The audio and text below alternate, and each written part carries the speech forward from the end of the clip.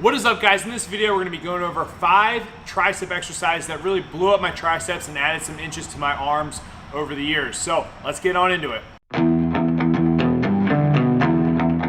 What is up, my friends? Coach Joe here at the Lions Den, located in Colmar, PA, strength and conditioning facility with a spice of strongman training in there. If you guys are coming to this video, hopefully you watched my previous video on bicep training and the exercises that have really helped increase the size of my arms. I'll put the link right up here. So in this video, we're just gonna dive into my top 5 exercises for the triceps. So it's called the triceps because there are 3 heads to the triceps. We have our lateral, our medial, and our long head of the tricep. And the way that we can hit the different heads of the tricep is through different range of motion with the shoulder, as well as different exercises I'm gonna cover right now. The first exercise on my list when it comes to tricep growth has to be the skull crusher.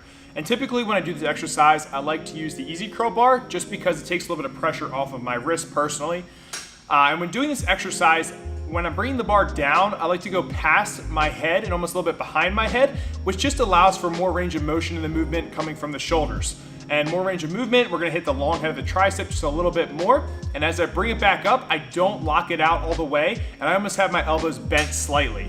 This is mainly just to keep time under tension with the muscle, and like I said, just trying to activate that long head as much as possible. So one of the common mistakes I see when it comes to the skull crusher, and I myself was guilty of this for a long time, is just bringing the barbell to your forehead and pressing it straight back up, locking it out every single time. Now the reason that we want to try to stay away from this is just to have more time under tension without that lockout, and also just getting more range of motion for the long head of the tricep.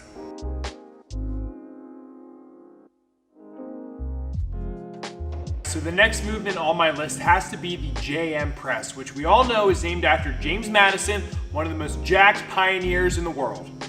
Kidding, completely kidding. It's not James Madison at all. So the JM press is basically a skull crusher and a bench press put together. And typically when we do this movement, we want to take our thumb out of the equation and go with a thumbless grip on the barbell.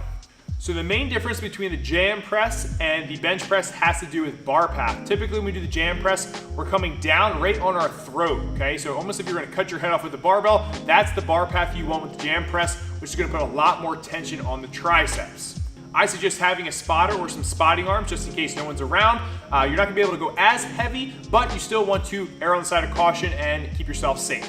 If you're looking to get even more tricep engagement, you can add pins to this movement, which is going to just help really section off the bar path to keep it way more in your triceps and take away the chest and shoulders from the movement as well. Now, typically for me, we're talking straight up hypertrophy, okay? So I like to do this movement for anywhere from 10 to 15 reps, 3 to 4 sets. People do go a lot lower with their reps and use it in a strength block, which is totally fine, but for the sake of this video, if you're looking to get more volume in, I would say stay between that 10 to 15 rep range for this exercise.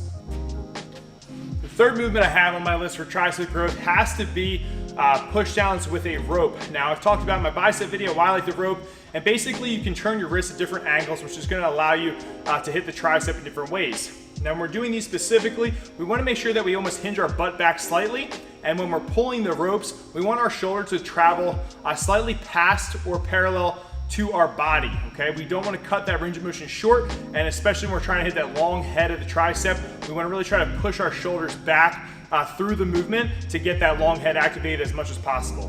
When it comes to this exercise, I like a little bit more volume, so I'm gonna do 3 to 4 sets from anywhere from 15 to 20 reps. I feel like that's the sweet spot for me, but play around with it and see what works best for you. One of my favorite movements when it comes to tricep growth, even upper body growth, has to be doing dips. These are foundational movement that are just in my programming ever since I was a teenager, and I'm sure you guys at some point in your training have done dips. So I like to keep dips in my regimen, throughout the year. You can add weight to these, okay, by using a belt, whatever. But typically the rule of thumb here is that in order to activate more triceps, we want to kind of press our chest through on the movement, and that we want to kind of get about parallel or slightly below parallel so that we're feeling it more in the triceps instead of pushing more of a lean forward and feeling that more in our pecs. So for me, I don't like to go too deep in these because then I actually feel it in my shoulders, but everybody's different. So I'd say rule of thumb, parallel, slightly below parallel, 3 to 4 sets, anywhere from 8 to 15 reps, I feel like is gonna be the bread and butter for this movement. All right, last movement, and this is gonna be for just a burnout at the end of the session. We really like doing banded kickbacks here. Now for this exercise, what you're trying to do is just literally just obliterate the rest of the tricep and finish up your session. So we like cranking these out for about 3 to 4 sets, 20 to 30 reps, just all out, kicking them back as hard as you can. No rules, take no prisoners, put the blood in the tricep, finish it out. Shouldn't be able to do anything when you're done with this exercise, and it should just be a wrap for the whole session. If you don't have a band, you can easily substitute this with a cable machine. Just do one arm, switch to the other arm, and then bang out your sets and reps, and voila, your triceps are fried. So you guys have it. Wrapping up this video, giving you guys some exercises that have worked really well for me and my clients, but interested to know what you guys have to say. So drop below in the comment section tricep exercises that really have helped increase the size of your triceps. Hopefully you guys checked out the bicep video that I put out before this one, but I think between those two videos you have some great information to help grow your arms to that next level. So if you guys enjoyed the video, make sure you give it a thumbs up, make sure you subscribe to the channel, and until then guys, stay lean, mean, strength machine. I'll catch up with you guys next time. Peace.